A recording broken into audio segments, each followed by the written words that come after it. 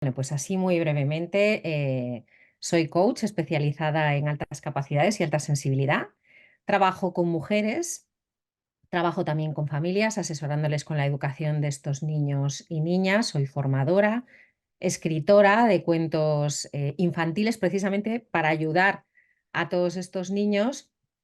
Pero bueno, también tengo un par de novelitas y además ahora acabo de sacar mi último libro, que este es de no ficción, La educación de los niños y niñas intensos.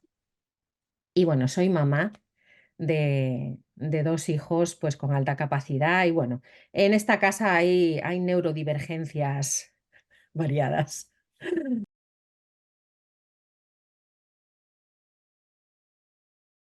Fue cuestión de mi hijo mayor, ¿no? Cuando empecé a sospechar sobre lo que estaba ocurriendo, ¿no? Empecé a investigar y me metí en este mundo pues de cabeza, ¿no? Mi hijo mayor, que es por el que empezó todo esto, ahora tiene 18 años, o sea, quiero decir que ya llevo en esto unos cuantos años. Y bueno, pues poco a poco me fui metiendo, o sea, de alguna forma la vida me llevó a ello, ¿no? Y el interés por ayudar a mis hijos.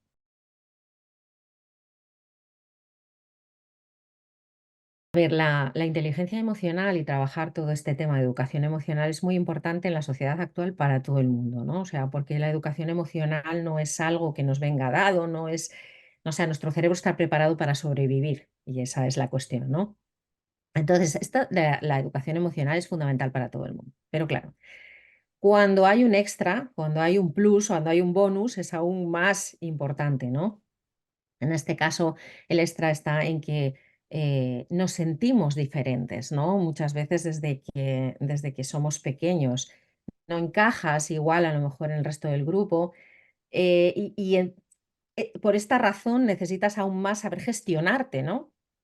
Conocer lo que sientes y toda la formación en inteligencia emocional siempre va a ayudar muchísimo, ¿no? Además, aunque tengo que recalcar y tiene que quedar muy claro y es muy importante que quede muy claro, las personas con altas capacidades no son iguales entre sí, ¿vale? Es un perfil muy diverso, son perfiles muy heterogéneos. Entonces, cada persona con alta capacidad es diferente, ¿no? Pero sí que es verdad que la intensidad de distintas formas, bueno, está muy presente, ¿no?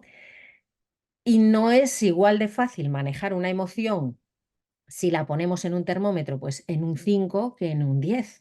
No es igual de fácil. Entonces, la inteligencia emocional, la educación emocional nos ayuda con esto. Además, muchas veces también tenemos disincronías en los niños pequeños, es decir, hay una capacidad mental muy por encima de la edad, pero sin embargo la capacidad emocional no está ahí, ¿no? No está en esa edad. Con lo cual se produce pues eso, esa disincronía, ese desequilibrio y eso la educación emocional también nos ayuda. También se pueden producir hiperexcitabilidades. En fin, que desde luego la educación emocional es fundamental, ¿no? Para conocerse, para saber lo que estás sintiendo, en qué medida lo estás sintiendo y bueno, pues para poder gestionarlo, ¿no? O sea, es fundamental, realmente.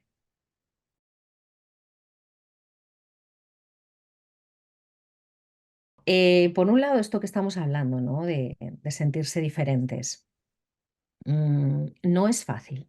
No es fácil cuando ves que no encajas en el grupo, que tus intereses son muy distintos. Em, de hecho, hay un estudio de la UNIR que dice que tienen 3 veces más posibilidades de sufrir acoso, ¿no? Entonces, bueno, precisamente por esto, ¿no? Por esta diferencia, por mostrarse distintos. Entonces, este puede ser uno de los desafíos importante, ¿no?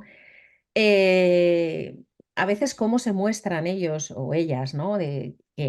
Pueden saber incluso más de un tema que el propio profesor, porque les encante la historia, ¿no? Y sepan más y pueden señalar un error que un adulto está cometiendo ahí, ¿no? Y esto, pues la sociedad no está preparada para esto, ¿no? Es como, cállate sabiondo, ¿no? Y esto puede generar problemas, incluso con los propios compañeros, ¿no? El estar muy interesado en un tema, el no dejar de hablar de ese tema, el saber mucho más, bueno, pues puede ser una dificultad. Y esto es terrible porque en este país, ¿no?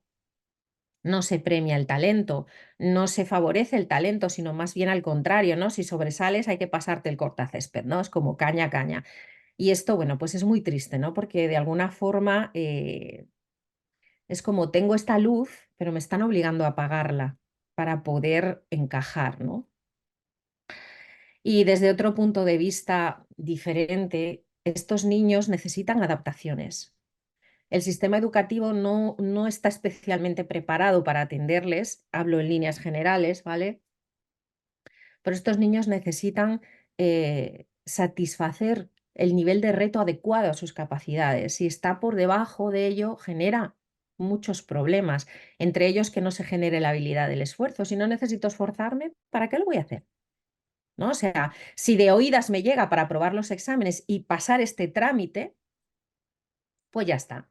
¿Qué pasa? Llegamos a cursos altos y cuando los otros niños que han tenido un nivel de reto apropiado para ellos, es decir, un poco por encima de lo que, de su capacidad, pues ¿qué pasa? Que han generado una habilidad de esfuerzo, han generado un hábito de estudio y estos niños muchas veces no. ¿Qué pasa? Que pinchan.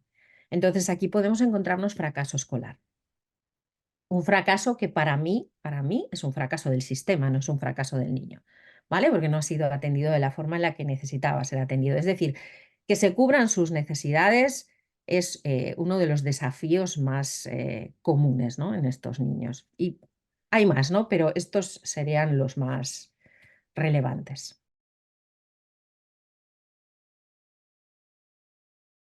Bueno, lo primero que tenemos que hacer es identificarlos, ¿no? Y según datos del ministerio, solamente tenemos un 0,56% de los niños identificados. O sea, nos queda un 94,4% de niños por ahí con altas capacidades sin identificar. Si no los identificamos, no podemos atenderlos.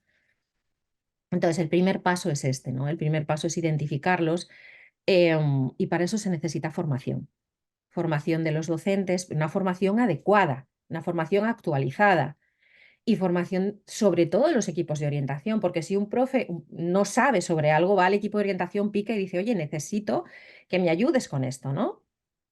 Y ahí es donde, bueno, pues necesitamos que existan estos conocimientos, que estén formados y actualizados, para que luego además el equipo de orientación pueda hacer una valoración y, bueno, pues que no haya un falso negativo, que no se nos escapen estos niños porque no tenemos los conocimientos. Una vez identificados y conociendo bien el perfil de ese niño, pues a través de pruebas, de observaciones, en fin, de todo lo que tenemos que hacer para identificarlos, bueno, pues ahora nos queda ver cuáles son sus intereses y tirar de ahí, porque suelen tener intereses muy marcados, que pueden o no variar en el tiempo, pero suelen tener intereses muy marcados. Entonces, tirando de ahí, oye, yo qué sé, a el niño no le gusta leer, pero le encantan las pirámides de Egipto. Bueno, pues a lo mejor podemos buscar un texto sobre las pirámides de Egipto que seguramente le va a motivar más que leer a lo mejor lo que están leyendo todos los demás sobre la historia de no sé qué, ¿vale? Tenemos que adaptarnos a su velocidad de aprendizaje. Es una dificultad muy importante que la que tienen los niños con alta capacidad, que si ya han comprendido un concepto, se sigue machacando y machacando y machacando. Entonces entramos en dificultades como el aburrimiento, la frustración, la sensación de "Uf, no aguanto más", ¿no? Y tenemos que darle el reto apropiado a sus capacidades. Esto es lo que tenemos que hacer.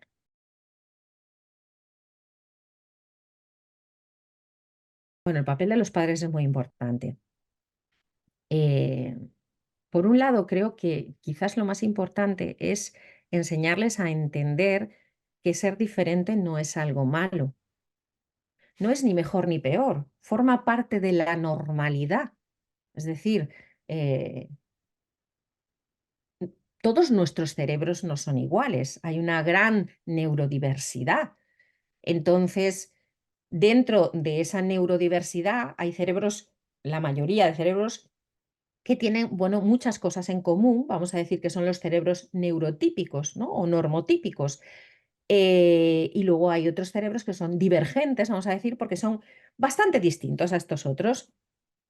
Pero todo eso forma parte de la diversidad humana, de la neurodiversidad humana, por lo que es normal.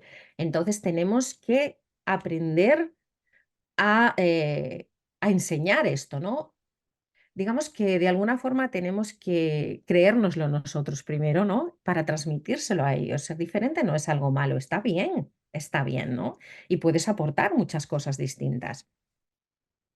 Por otro lado, también tenemos que estar muy atentos a qué está demandando el niño, ¿no? O sea, a veces nos acusan a los padres de niños con alta capacidad, es que lo sobreestimulas, no, perdona, yo soy la sobreestimulada.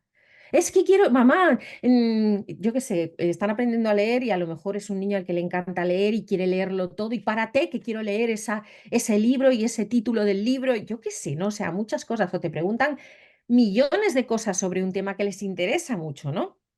Entonces, se trata de darle lo que va demandando.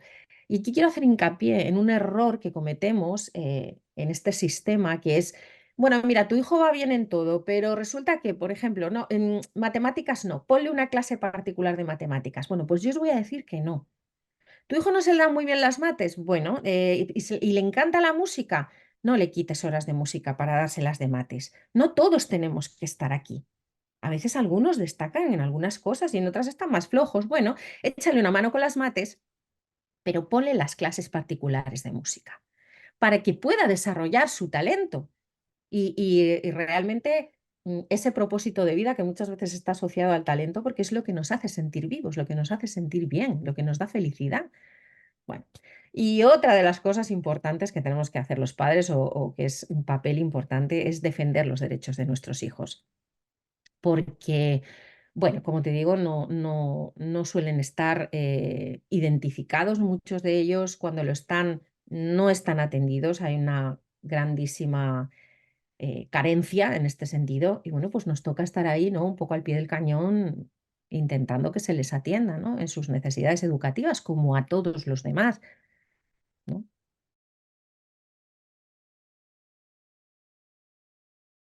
Pues mira, la respuesta es tan sencilla como complicada y es permitiendo que se desarrollen, no frenando sus intereses, ¿no? Ni su velocidad de aprendizaje, ni frenando su curiosidad, evitando repeticiones innecesarias, evitando sobrecargarles con más de lo mismo. Quiero decir, si ese niño ya ha aprendido a multiplicar, ¿por qué le mandas para casa 20 multiplicaciones? No es necesario, ¿no? ¿Por qué si estamos hablando de historia y tiene un interés muy grande en la historia de Egipto, aunque no la estemos dando, no puedo ofrecerle material sobre eso? ¿Por qué no puedo alimentar sus intereses? ¿Por qué si aprende en una clase mientras el resto aprenden en cuatro, no puedo darle algo que le interese en esas otras 4 horas que él ya no necesita porque ya ha asumido ese concepto? De nuevo, es un poco lo mismo, ¿no? Tenemos que adaptarnos a sus necesidades. O sea, cuando tus necesidades están cubiertas, cuando tú puedes ser tú mismo, cuando puedes desarrollarte, evidentemente tu autoestima y tu motivación van a subir, ¿no?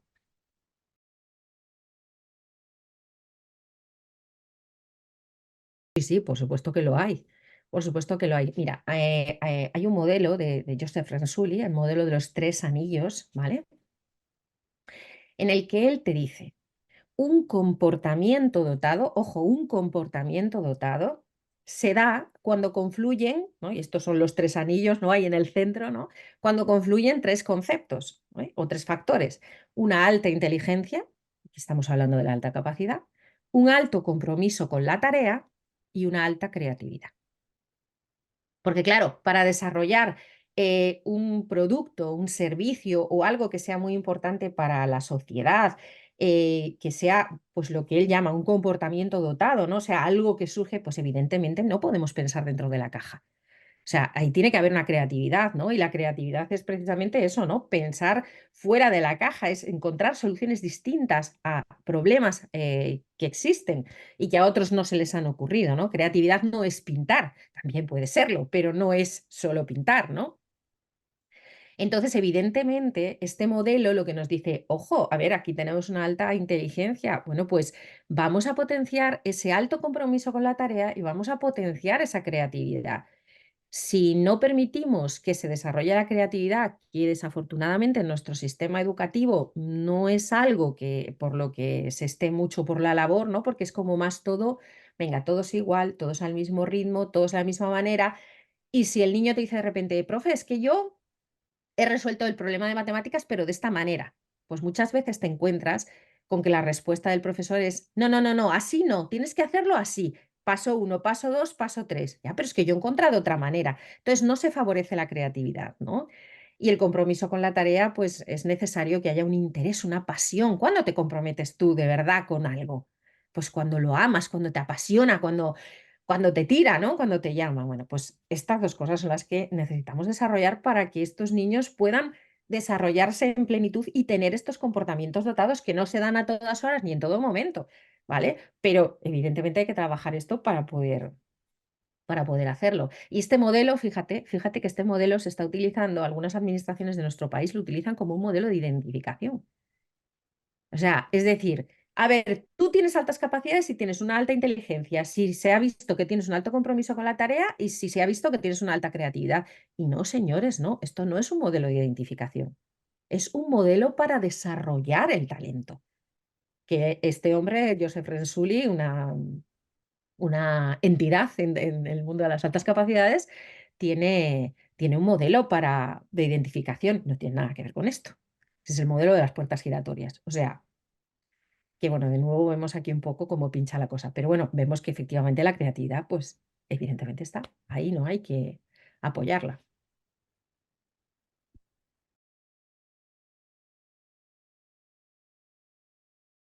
Cada caso es diferente, ¿no? Y desde luego hay que investigar el perfil de ese niño o de esa niña en concreto para ver si realmente tiene problemas de socialización. Porque es cierto que muchas veces, bueno, pues tú vas a una tutoría y te no, es que tu hijo o tu hija no socializa, es que está solo en el patio, es que, bueno, pues no tiene interacción con sus otros compañeros. Entonces asumimos, damos por sentado que ese niño o esa niña tiene problemas de socialización. Pero vamos a ver. Tenemos que pensar una cosa. Si mis intereses, si yo, por ejemplo, no sé, me encantan las pirámides de Egipto, por seguir con el ejemplo de antes, y a ninguno de mis compañeros le interesa, se aburren cuando me oyen hablar sobre esto, no tengo con quién hablar. O sea, tú cuando buscas amigos, cuando socializas, ¿cuándo socializas? Socializas con personas que tienen tus mismos intereses, una forma parecida de pensar. Es ahí donde buscas a tus amigos. No cualquiera es tu amigo, ¿no? Entonces, claro, cuando tienes intereses a lo mejor como muy reducidos, o sea, en referencia a lo que le gusta al resto de la población, bueno, pues entonces es difícil que encuentres. Entonces, a veces el problema no es que el niño no sepa socializar. Tú lo metes en otro entorno y ves que el niño socializa genial. No, o sea, que no hay ningún problema. Entonces, ¿es un problema de socialización? Es lo primero que tenemos que ver. ¿O es un problema de entorno y de contexto? Esto es lo primero que tenemos que ver.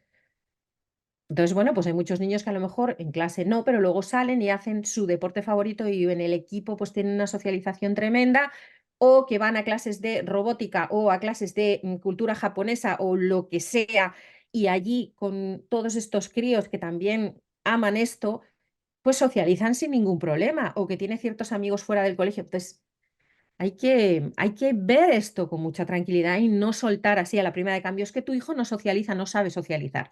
A ver.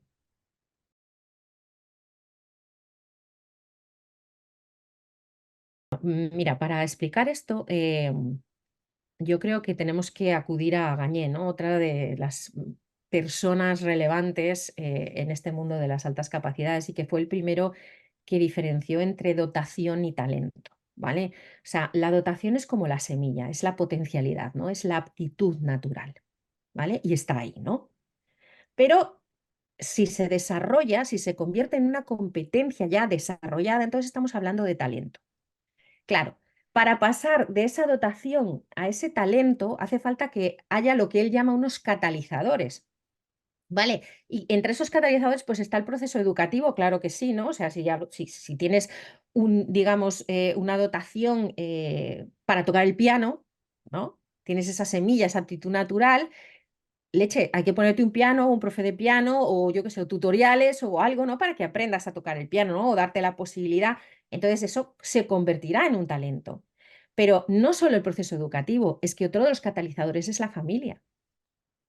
Porque claro, en el colegio no hay clases de piano, por seguir con este ejemplo. Si mi hijo tiene facilidad para tocar el piano y yo no le pongo un piano delante o no le doy la posibilidad, pues evidentemente no va a salir adelante. Y por supuesto, toda la parte emocional, de sostén, de acompañamiento, pues en todo el proceso. que tenga que llevar ese niño, ¿no? A lo largo de toda su vida escolar. eh, Tenemos que, o sea, es que la familia es el sustento, es el soporte. De hecho, muchas veces es lo único que los niños tienen para poder desarrollarse de verdad, porque a veces en el colegio no lo consiguen.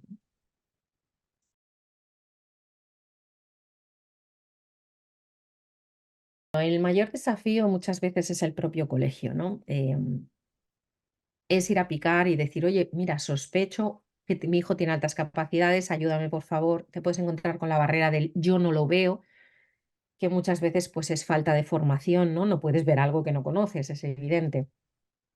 También puedes ir allí con tu informe privado y decir, oye, mira, y también encontrarte con un problema, ¿no? Con que te lo rechacen, no te lo admitan, eh, con que pase muchísimo tiempo, largo tiempo, hasta que consigues que valoren a tu hijo, porque bueno, se considera que los niños con altas capacidades, como se supone que son muy listos, no necesitan ayuda, ¿no?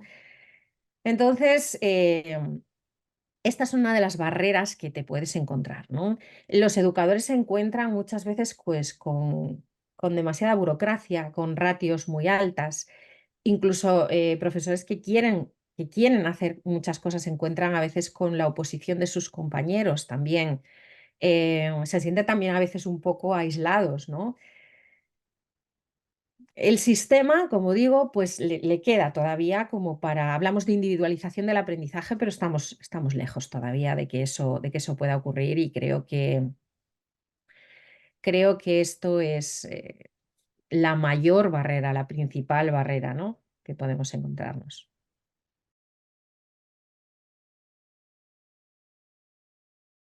Vale, en un tema emocional, bueno, pues es importante que los padres nos formemos. Es importante, ¿no? Es decir, que conozcas a tu hijo lo mejor posible.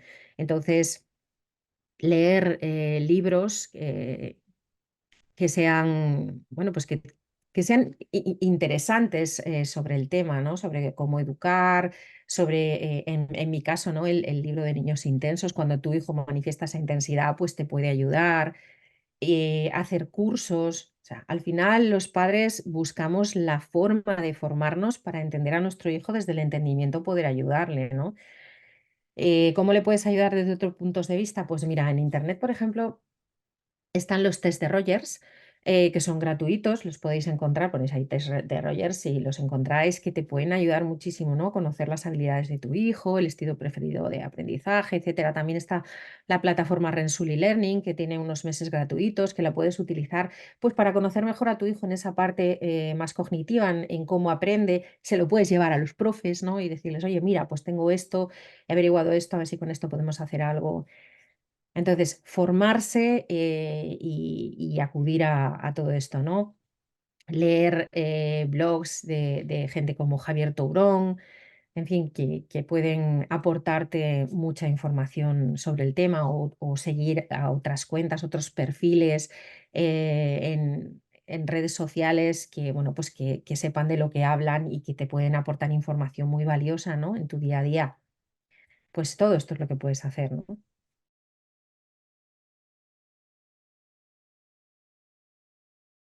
Bueno, yo estoy profundamente enamorada del modelo SEM de enriquecimiento para toda la escuela de Rensuli, ¿no? O sea, y yo creo que si esto se aplicase en las escuelas, pues realmente podríamos individualizar el aprendizaje, no solo para los niños con altas capacidades, sino para todos los niños, ¿no? Porque realmente este modelo es un modelo de enriquecimiento para toda la escuela. Entonces, todos los alumnos serían atendidos en función de sus intereses, en función de sus capacidades, de su velocidad de aprendizaje, de sus estilos preferidos de aprendizaje, pero no todos aprendemos igual. O sea, hay personas que son más visuales, hay personas que aprenden mejor a través de debates, hay personas que aprenden mejor escuchando a otro darles una lección. Hay personas que aprenden mejor cuando enseñan a otros. O sea, quiere decir, hay muchas formas de aprender.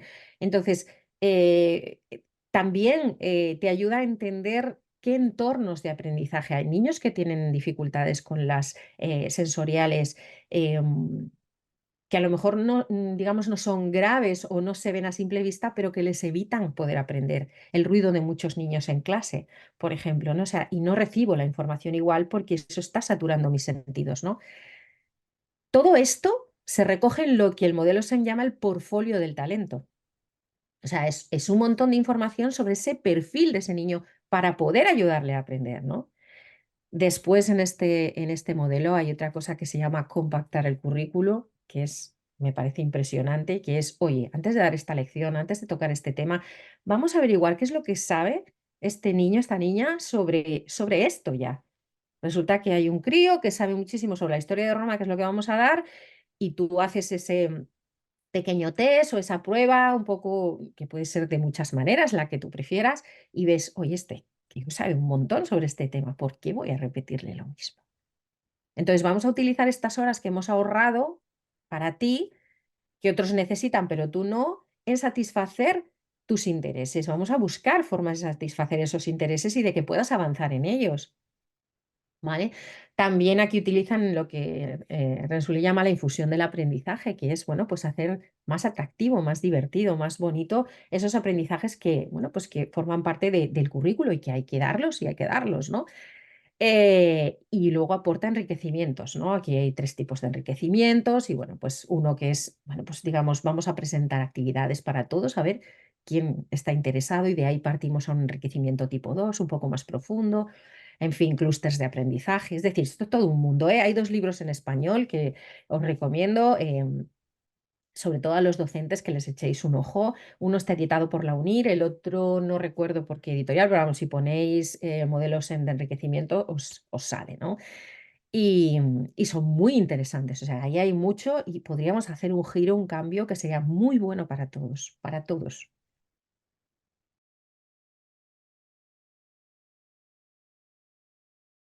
Hay muchos, ¿eh? Hay muchos y además arraigados a tope y lo peor de todo es que no es entre la población en general, que, a ver, es normal porque no todos sabemos de todo, ¿no?